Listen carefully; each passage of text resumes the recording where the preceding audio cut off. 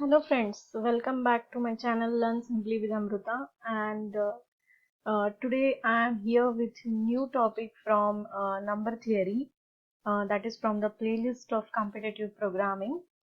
So what is modulo arithmetic? Basically this modulo arithmetic we have learned till 12th, correct? So just we are revising with the modulo arithmetic so that we can learn the next part of modulo arithmetic, which is important. So before learning the next important part, advanced part of modulo arithmetic, we are going to just revise about the modulo arithmetic. So as its name, modulo arithmetic, that means modular arithmetic, we can say.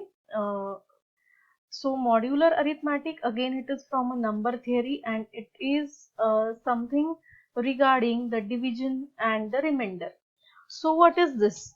Now, modulo arithmetic, here I'm just explaining the concept with an example. So what is that example? Just look at the example, look at the puzzle.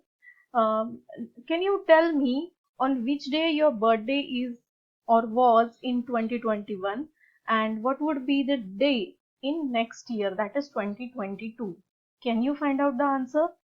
Just think about the answer, just calculate whatever way you can calculate, and please write in a comment box. So here we will see what is this modular arithmetic. Now sometimes what happens, see, you can relate this concept with this puzzle, so please listen carefully, then only you can solve this puzzle. So modular arithmetic is what, when we divide any number, something like this, I'm dividing 21 by 2. So as I'll divide 21 by 2, what will be the answer? Answer will be, or we can say quotient will be 10, right? Now if quotient is 10, what is the remainder? Here we will say it is a quotient. Then what is the remainder? Remainder is 1.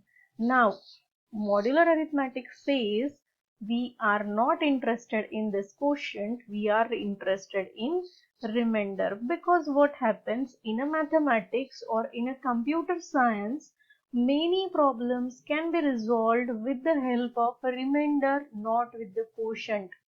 However, we are interested in the remainder, we are not interested at all in the quotient. So here we want direct relation between the concept. If we are dividing 21 by 2, then we are not interested, we are not looking towards the division, but we are looking towards the remainder. Okay. So why this is so? There are lots of examples in computer science as well as in mathematics why we are interested in remainder. So the one example I have taken here is finding out the number which is even or odd. So how you find out the number is even or odd, right? So again, with the same concept which I have told you here, if I have entered a number such as 5, correct? Now, as I told you in the last video as well, whenever we are writing any program in programming language, then computer doesn't know anything. Computer cannot do any task by himself. So what we need to do, we need to tell him all the instructions, and based on those instructions computer can solve it. So again, here when I'm asking computer to find out even or odd, I need to provide all the instructions to the computer. Then only computer can easily find out the number is even or odd. So what kind of instructions we need to give the computer? If user is entering a number, then what you do? What is the next instruction? Do one thing, you just divide this element or this number by 2. Okay, and as you divide this number by 2, don't check the quotient but check the remainder. That means you take a mod. Okay, so you take a mod of 5 with 2, and whatever is the remainder, just check the remainder. What is the remainder? Remainder is 1, and we are telling computer that if remainder is 1, then just say to that particular user this number is odd number, and if the remainder is 0, then in that case just tell user as this number is even number. Correct? So this is the use of mod, taking mod or using modular arithmetic. This I have explained with simple example, but there are many applications of modular arithmetic. In further upcoming slides I will tell you. Key to such efficient computations, these types of computations and the applications of modular arithmetic, we will see in further slides. So once again, if we'll go properly through all the syntaxes. So what is this modular arithmetic? When we divide two integers, then we will have an equation which will look something like this. Correct? A is integer, B is also integer. A divide B, we get a quotient and we also get a remainder. Correct? So what we call to each and every a thing you can see here, such as A, B, Q and R. So we call it something like this. A is called as dividend to the number to which we are going to divide. Okay. B is the divisor by which we are going to divide this A. Then Q is the quotient. Quotient means the answer or the division of A and B. And the remainder is after dividing A and B, when we get quotient, that means when we get the answer, after that something is remaining, right? We are not getting whole number, that is why something is remaining, and whatever is remaining, that is called as remainder. So that is the basics of modulo arithmetic. Now we will see the same thing with the help of example 13 by 5, where here this is the quotient and 3 is the remainder. So alternatively we can write same thing, okay, the same thing for our purpose, because as I told you in further upcoming video we are going to learn some advanced part of modular arithmetic. So we need to represent the same thing in different formats. So how we represent? We represent something like this: 13 mod 5 equal to 3. That means now in this representation, students, in this representation we are not writing the quotient, okay, we are not writing the division of two numbers, but we are writing a remainder of two numbers. So how we are writing it?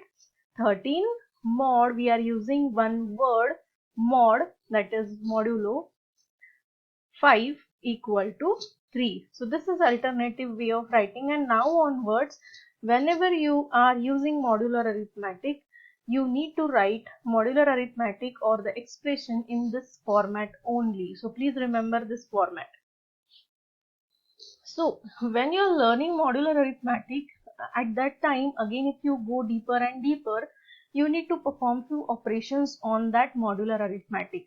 So if we say something, example something like this, 13 mod 5, okay, so on those types of examples we need to perform few operations, or we can easily perform few operations. So what operations we can perform? The regular operations: addition, subtraction, multiplication, and in few cases division. Division is not easy in this modular arithmetic. There we need few specific equations, on that only we can perform division. So here in this video I am only going to tell you addition, subtraction and multiplication. Division we will see in further upcoming videos, because it is something different, we need to perform in different way. Now, so to perform some arithmetic operations, what we need to do, let us see here.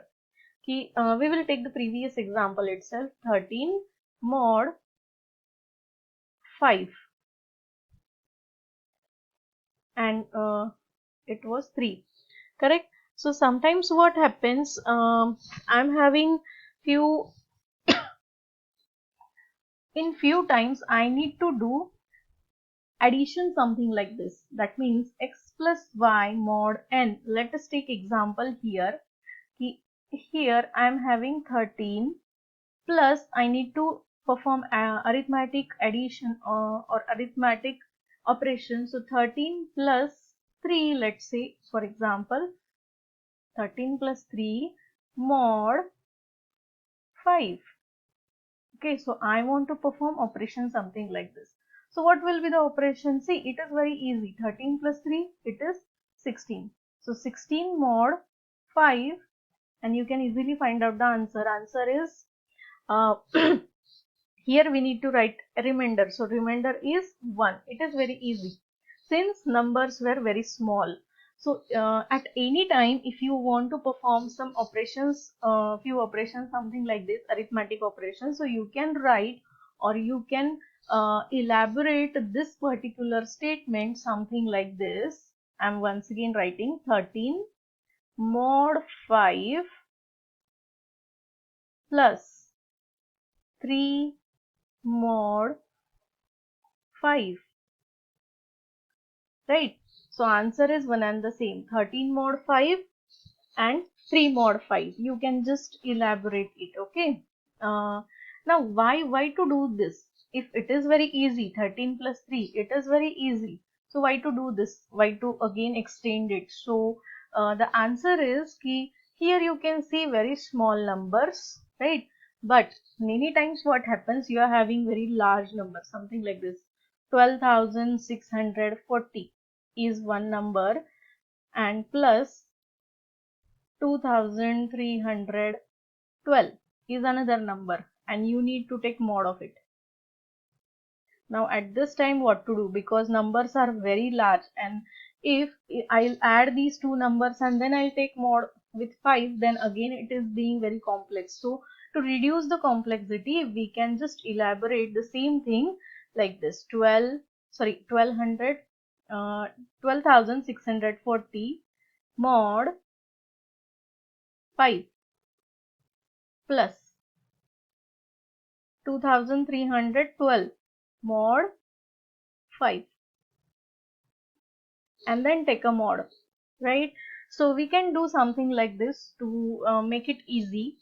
And this was about the addition, multiplication, or if we'll go with the subtraction is again same. Instead of just putting here addition, you just put subtraction and everything is same, right? Now with the multiplication, as here you can see how multiplication is represented. If you are having equation something like this, xy mod n, then you can elaborate this with x mod n into y mod n. Okay, where if you just observe, everywhere n is same, everywhere n should be same. Just a moment, I forgot here कि after completing this thing, again you need to put here mod n.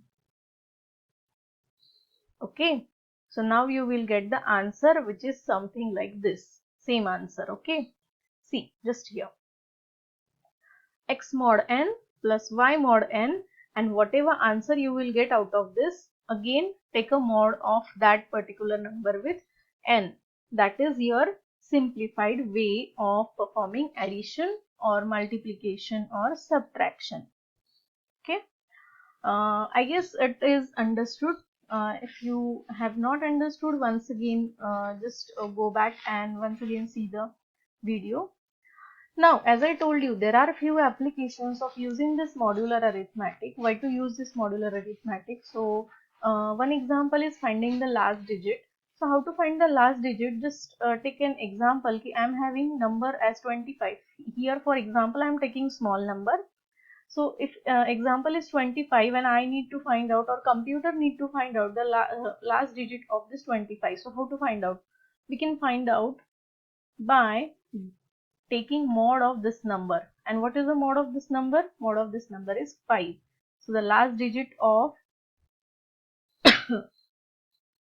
this number is 5. This is the one application. Then in computer science, in network security or computer security, we have one RSA encryption algorithm which is used for security purpose as an encryption algorithm. There also we use this modular arithmetic. Afterwards, in upcoming video, definitely we will see what is this RSA encryption algorithm, so that you will understand this. And for calendrical calculations, one puzzle I give you previously. So for those types of calculation, we can use this modular arithmetic.